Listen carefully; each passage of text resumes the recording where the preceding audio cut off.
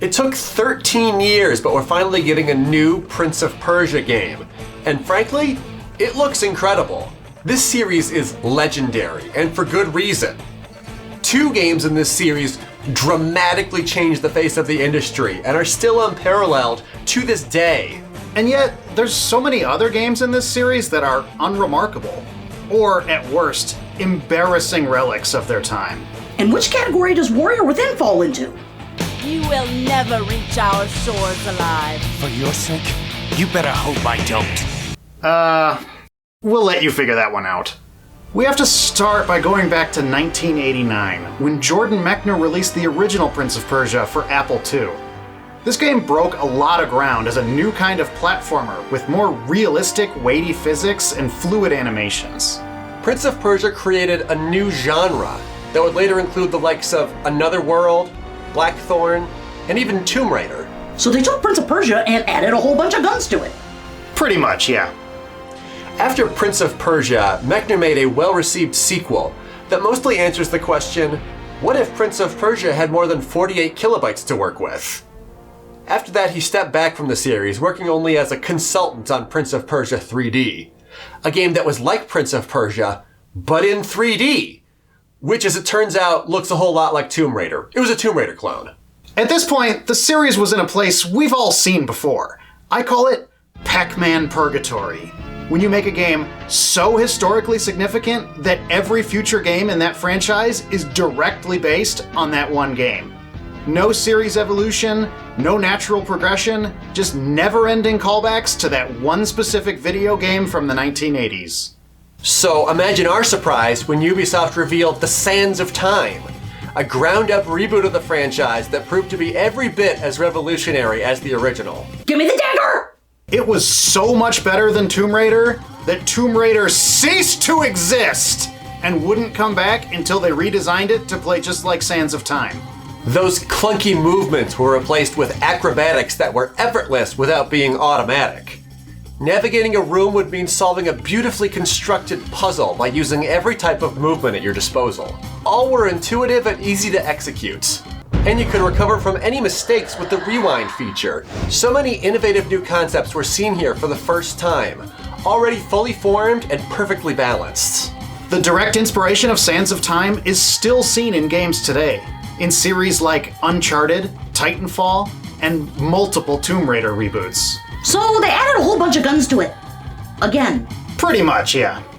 Give me the dagger. There's so much about Sands of Time that's still impressive 20 years later.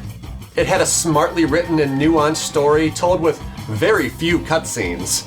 This framing device of the prince telling a story never fails to delight me. That didn't happen. There's something magical about the setting and presentation of this game. And how much of that carries over to the sequels? Warrior Within? Look, they're perfectly competent games, but they're like a textbook study in how to do everything wrong in a sequel. I know, let's replace the ethereal magical realism of Sands of Time with whatever sounds really cool to a 13-year-old boy. You, got some feelings about Warrior Within over there?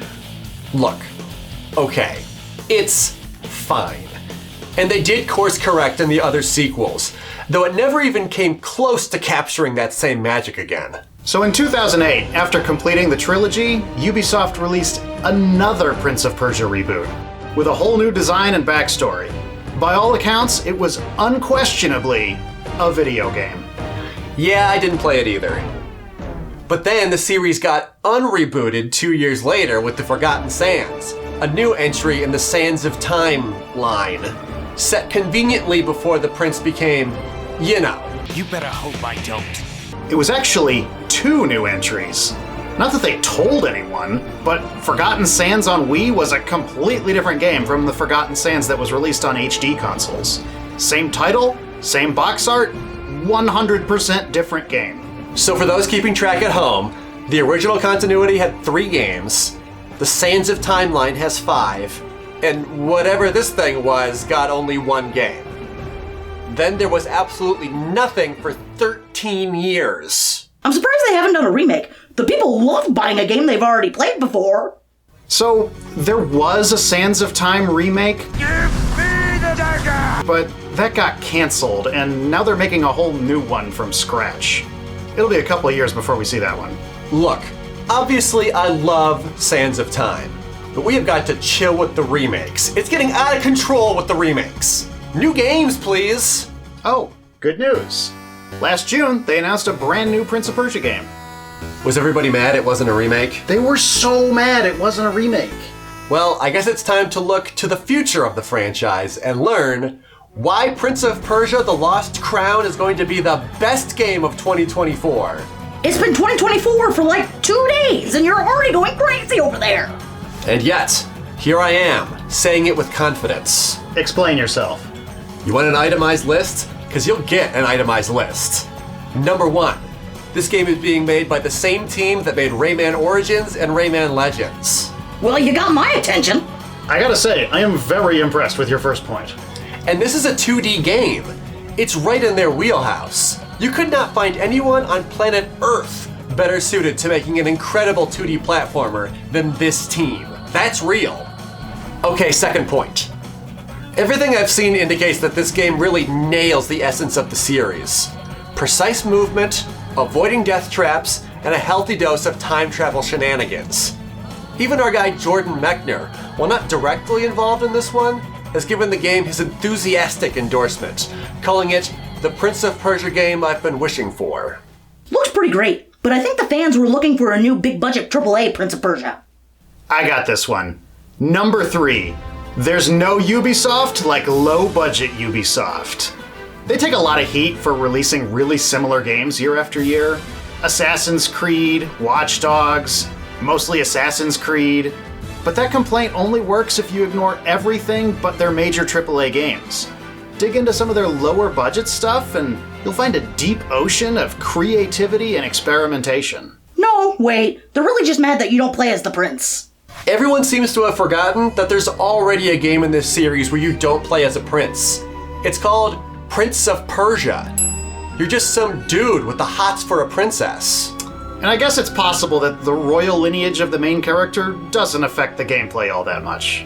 Now, I don't know if this new Prince of Persia will set the world on fire like the greatest hits of this franchise, but it's certainly on track to offer one of the best games with the Prince of Persia name. And who knows, maybe in a few years we'll see a whole new set of games inspired by this one. But with a whole bunch of guns added? Yeah, obviously.